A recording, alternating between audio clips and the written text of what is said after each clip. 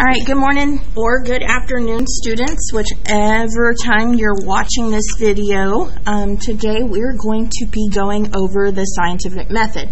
So the supplies you're going to need are going to be, of course, your journal and something to write with. I always use a pencil just because, well, I make mistakes and pencils have erasers, so that helps me out. So we're going to start with the first page of our journal today. And we're actually going to turn it sideways. So I'm going to go this direction. And we're going to start with the scientific method. Now, something important that I kind of skipped over that you might need to do is here on the front, if you would, put your name in Sharpie. So when we do journal checks, I know who you are.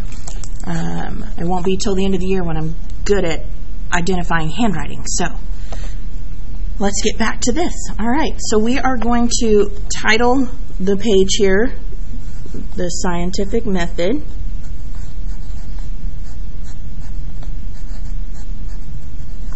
And it doesn't have to be super neat, but you know, you want to be able to read it.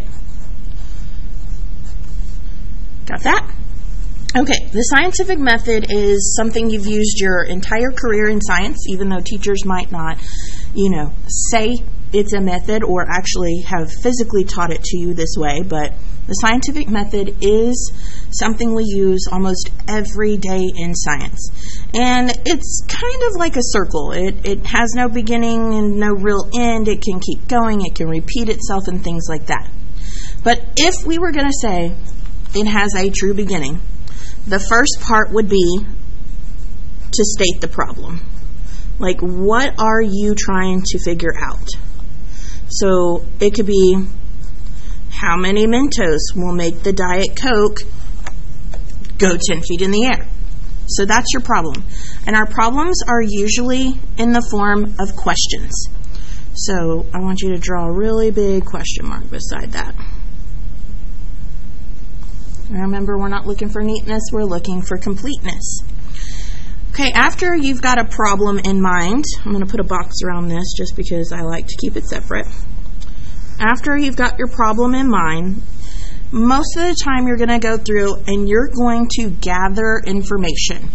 So we're going to gather up everything we need and put it in our box or our suitcase or whatever you might think of gathering and packing information into. So we're going to gather information.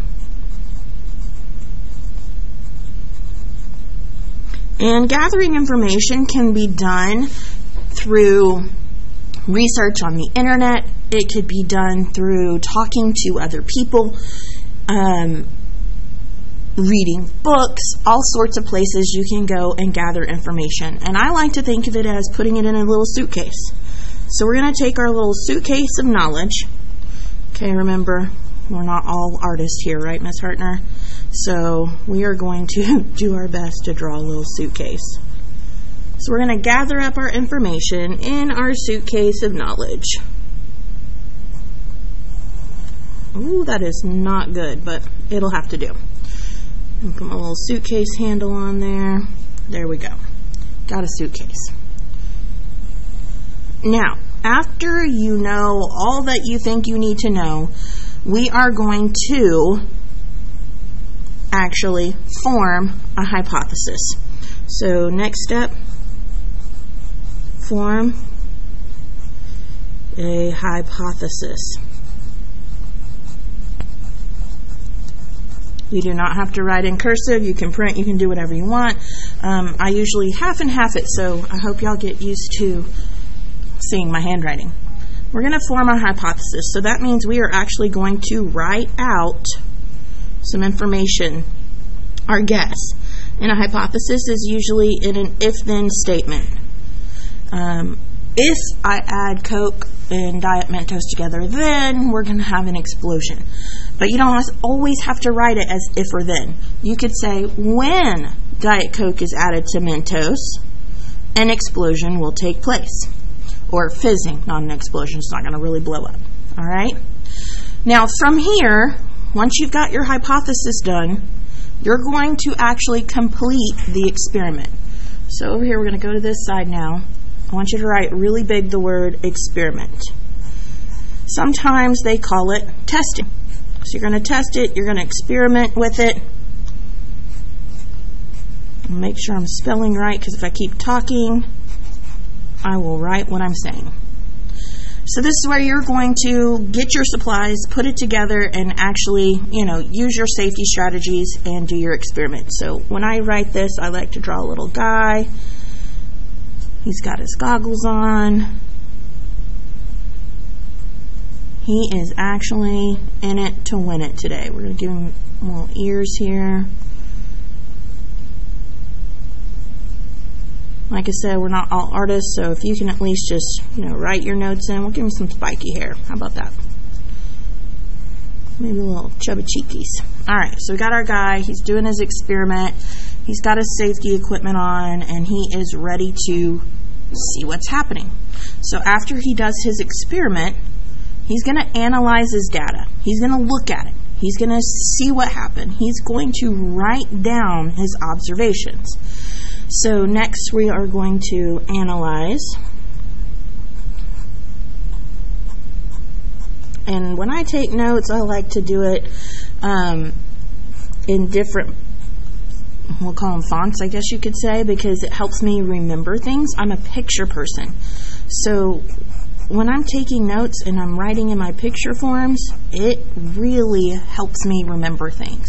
So when I analyze, I like to think of, I'm going to take and really look into my stuff. So I'm going to draw a magnifying glass, and in that I'm going to write data, because I'm really going to look into all the data I need to know about that experiment.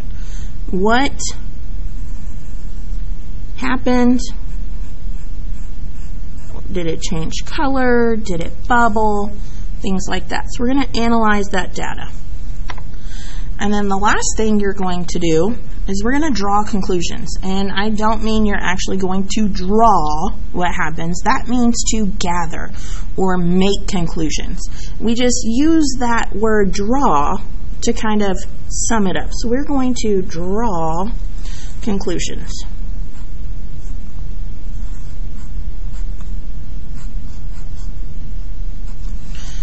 And when we're drawing conclusions, that usually entails writing the lab report. So let's put this on a little lab report. And I'm going to add the word conclusions there, so we're going to write it, let's see, let's go with cursive.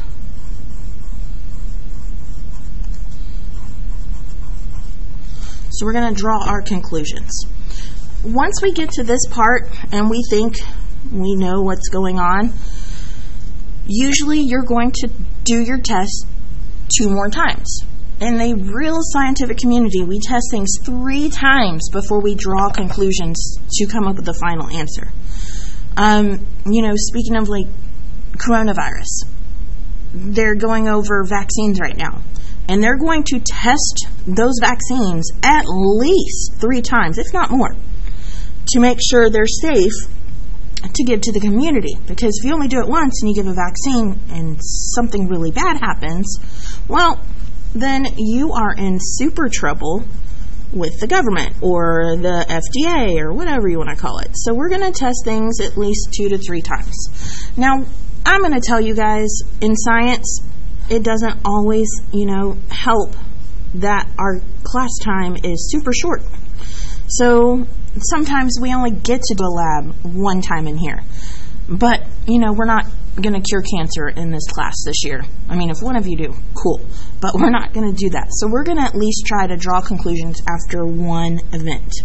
And the most important part about drawing conclusions is you either say, yes, that worked, or, whoa, no way, that was a horrible decision. Okay, so it's either going to support our hypothesis, so let's write supports hypothesis. So you were right, you did a great job. So after I did my experiment, it took 5 Mentos and to mix with Diet Coke to make a 10-foot explosion. My hypothesis was correct. So you're going to say, yeah, I was right. And if it doesn't make sense, it does not. So let's write does not, real big here,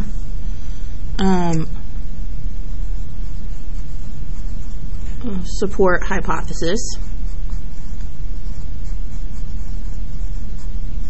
You're going to state that, okay? You're going to say, ooh, it took 14 Mentos to make the Diet Coke rise 10 feet, not 5. My hypothesis was incorrect. So we're going to use those types of sentences to state our conclusion. We always try and decide yes or no, and we tell people that. And it's okay to have a no. Not everybody's going to be correct all the time. That's why it's a method. Because once we get here, guess what? The method starts over again. You go back to the problem. You go get a little bit more information than you did the first time. And then you take your hypothesis, and here's the thing, you guys. Don't change your hypothesis during an experiment. Don't totally erase it and go, ooh, that was terrible. I'm going to erase that because I got the wrong answer. No, that's still your hypothesis. It's just the second time around you go, last time my hypothesis was 5 Mentos. This test, I think it's going to take 14 Mentos to make the Diet Coke rise 14 feet. So when you go back and redo the experiment, you're not taking this away. It's okay to be wrong, but you might alter it, we'll say. And then, of course, you do it again and you do it again. So over here, we're going to put in a little bubble, do experiments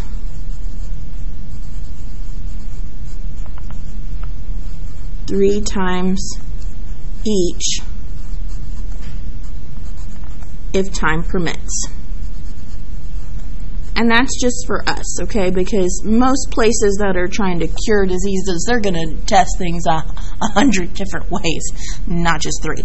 So remember the scientific method, it's a circle. It continues to go because you are down here and you are trying to figure out, was I right or was I wrong? And if I was wrong, I'm going to do it again. And if I was right, well, I'm still going to do it again. So let's go ahead and connect all these things together because I think I missed some spots while I was talking. I get a little carried away. So we're going to kind of make sure that our path, and this one is going to go this way. So this is what I'm going to do. And you are the scientist. Now remember, you are not a drawing master. Some of you might be, but I'm going to draw my best person I can right here. Let's see if I can give him some legs. Hey, so far we're looking pretty good. Oh, that was not good. Pencils have eraser. Mistakes are made. So let's give him some shoes. Because we're not going to wear flip-flops. Whoa, he's got big feet. Oh, he's like a clown. That's all right, you guys. It happens, right? And we're going to kind of give him some arms here. Whoa, those are some big arms. That's all right. He's just got really long arms. So I'm going to give him some mitten hands because I can't draw fingers. So here's our mitten hands. Woo! All right. I know you're listening to me on this camera going, wow, this lady is crazy. That's okay. I am. I like to have a good time. I like to laugh. This is just one of those things. Here, we're going to give him a floating head because, that guy is crazy looking. And he's going to be thinking about the scientific method. Let's do that. Let's give him a thought bubble. Because he's thinking about all the things he needs to do in science. And so, there we have our scientific method notes, first notes of the year. These are going to be the important ones that we've got to, look at and correspond with all year long. So if you like to color, you can add some color to this. If you hate coloring, well, you are done. But I will show you guys my colored copy. So there's my little colored copy. So if you are a colorer, get after it. You do you, okay? So scientific method, one more time. It's like a never-ending process, and remember, we need to, at the end, say, yes, I was right, or no, I wasn't. All right, you guys, write that in your journal, and we'll go on to the next step. Thanks for watching.